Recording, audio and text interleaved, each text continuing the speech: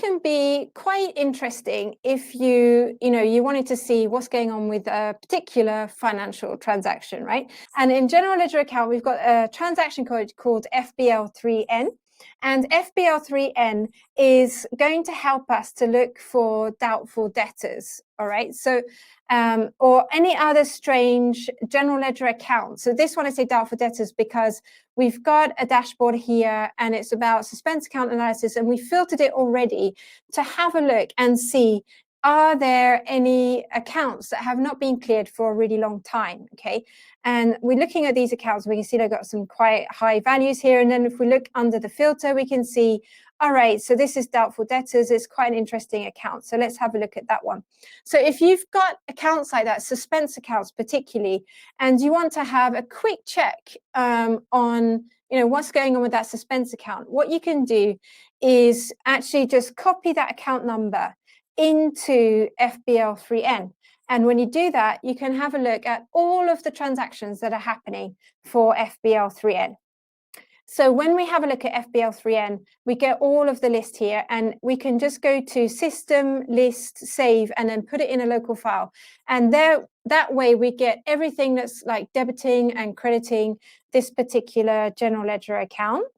And then once we get that, we've got a little text file here. So this is text file of those postings for this particular general ledger account.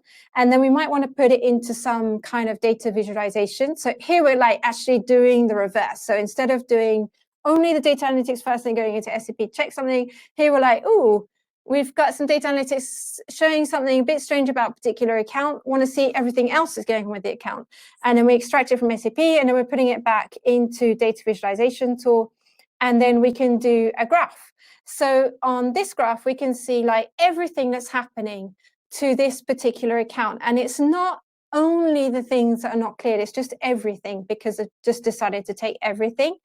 And here we can see everything is happening for general doubtful debt. Okay, so general doubtful provision, I think was the name of it. Okay, so what we're trying to explain here is like, what's the point of this? So if you got these accounts, okay, the general doubtful provision sounds like it might be interesting because it's like where you write off your customer debt. So if you've got a customer that's a friend, you might want to write off their debt, and then they'll be happy about it because they don't have to pay you for whatever it is that they bought.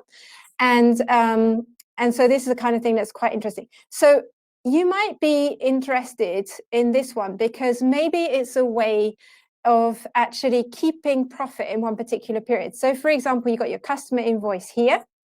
And then normally you would actually reverse that once you actually get your payment, or you're going to write it off. Maybe you're going to write it off if the customer never actually pays. And you'd expect these two things to be linked together. And actually what we find is that for this particular account, nothing is cleared at all. So there is exactly the same number of lines cleared as in taking all of them. So it means that nothing is actually being cleared. So this kind of account is something that we quite often do. Like, why would we actually want to know about these types of accounts, suspense accounts? Like he was just saying, like, why do I actually care about suspense accounts? And it's because we can actually use suspense accounts as cookie jar funds. So maybe it might be that this year you're like, oh, I'm working so hard in sales, getting all of these sales in this year, and profits going up and everything. But I don't actually want top management to know about all of that extra profit this year, because next year I'm going to work a little bit less and I might want to go to the beach.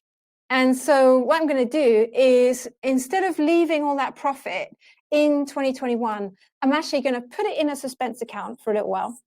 And then when I get into 2022, I'm going to take it out again. And during that time, because I know maybe I'm going to do less sales, maybe that's because I'm planning on going on holiday, or I'm planning on doing something else. It could be that you're planning on like setting up a parallel business or something like that. And so whatever it is, and you're going to get that profit out of your cookie jar and use it in 2022. And this is so common, like everyone's always doing this. So looking at like all the transactions to suspense accounts is really interesting, especially if you see that you've got them that are not actually cleared, because when you don't clear things, it means you don't do any matching. And if you don't do any matching, then it's also a good way of hiding what's going on. right? Okay, here's quick tips about you can change the layout and you can change the display. So some little buttons there might find interesting.